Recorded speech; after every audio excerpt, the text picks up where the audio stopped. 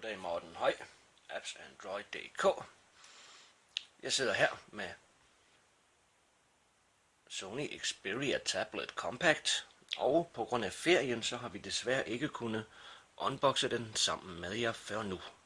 Og det laver vi selvfølgelig om på nu. Og vi går lige til makronerne. Bemærk, at vi får de her salgsæsker direkte fra producenten, så det er muligt, at de ikke helt indeholder helt samme indhold som de oprindelige i butikkerne. Xperia Z3 Tablet Compact. Og vi løfter lige her en gang. Der er lidt quick start guides, lidt startup guide her. Og der medfølger ikke høretelefoner, i hvert fald ikke i den her vi har fået tilsendt, men der er selvfølgelig opladerstik.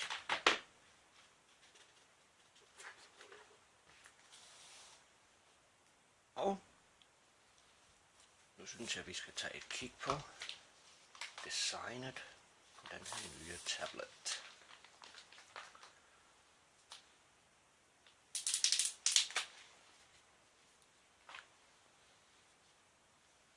Vi kan lige kigge på venstre side først. Som I kan se, så er hjørnerne ganske som på Xperia Z3. Det er afrundede hjørner i rustfri stål, og de er med til at så afdæmpe stødet, hvis du for eksempel taber den. Bagsiden virker meget sådan, som om at hænderne ikke glider på den, og minder lidt af det samme materiale, som vi så på bagsiden af Z2 Tablet. På venstre side til opladning via dock, og du kan her åbne til micro SD og LTE, hvis du vil have SIM-kort i. Og jeg kan faktisk ikke huske på nuværende tidspunkt, om det er nano SIM den tager, men det finder jeg i hvert fald ud af til jer. Som I kan se, så har de placeret jackstikket på højre side. Det ved jeg ikke helt, hvordan jeg har det med det, men det får vi at se, når jeg påbegynder testningen af den. Designet, den vejer kun 270 gram, og den har en 8-tommer Fuld HD skærm.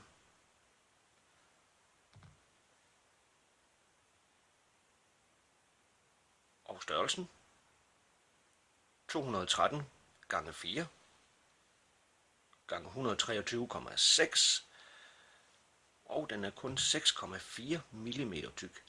Den ligger rigtig dejligt i hånden, må jeg sige. Og selvom jeg har en lidt stor hånd, så tror jeg, at de fleste vil kunne håndtere den. Ikke med en hånd, men nemt med 2 hænder. Jeg kan lige prøve at vise jer størrelseforskellen på den og for eksempel Nexus 7 fra 2013. Som I kan se, så er der sket rigtig meget. Jeg ved ikke, hvor tydeligt det er på videoen med alt det her genskær.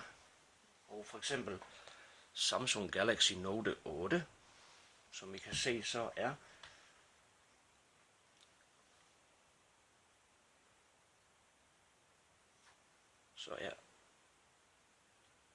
Tablet Z3 Compact både tyndere, smallere og blot en anelse længere. Og vi kan lige sammenligne med G-padden på 8,9 tommer,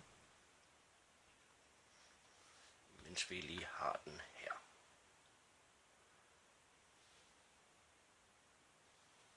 Det var blot lige for at vise jer, at den til trods for 8-tommer skærmen faktisk ikke er så stor. Vi tænder lige for tabletten.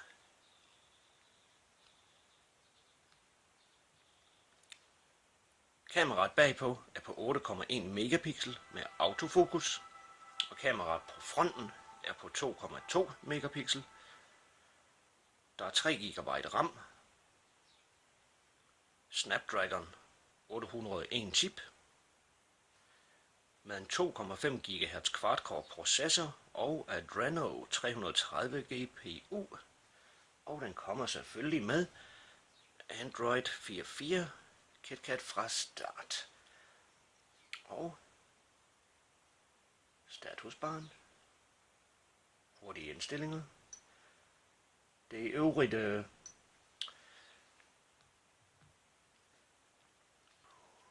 er den højeste lysstyrke i en tablet nogensinde fra Sony, hvilket betyder, at jeg kan godt prøve kameraet. Det skaber sig sikkert lidt, hvis jeg skruer helt op, men hvilket betyder, at du kan bruge den udendørs. Jeg har ikke selv prøvet det endnu, men det vil jeg selvfølgelig gøre.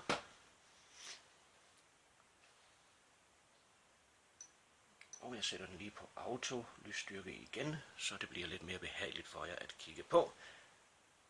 Jeg vil ikke gå alt for meget ind i brugerfladen lige nu, da det mere var tabletens design, jeg blot ville vise jer. Men vi kan da godt lige tage en tur.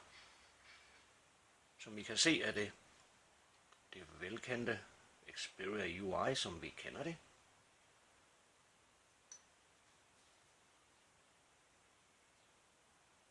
Og ganske som på Z3 Compact og på Z3 har du mulighed for at optage skærmen, hvilket jeg har benyttet mig af rigtig meget i flere artikler siden lanceringen af Xperia Z3.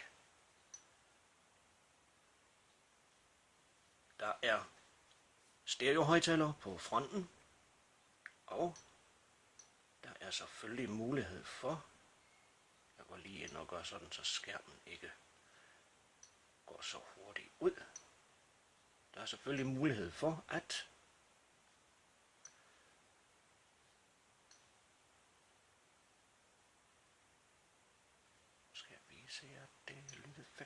at se film i med surround lyd på. Og det virker faktisk, jeg må sige, jeg er ret imponeret over det. Også på Sonys telefoner, hvor godt den egentlig smider lyden om bag mig. Det kræver, at du er i et rum, hvor der ikke er meget larm, og så du holder tabletten eller telefonen en 30 cm fra dit ansigt. Det var blot for at vise jer, at vi har modtaget den.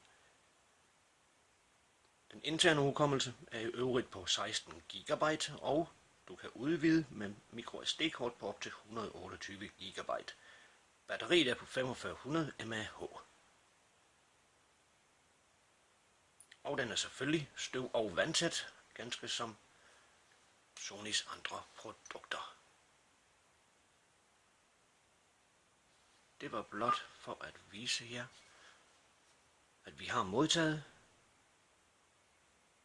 Xperia Z3 Tablet Compact. Og vi vender selvfølgelig tilbage med lidt flere videoer.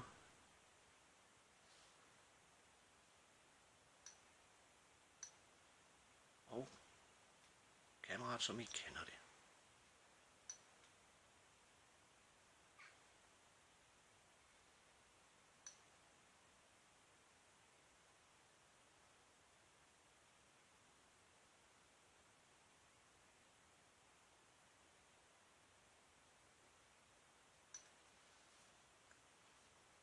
Tak fordi du kiggede med.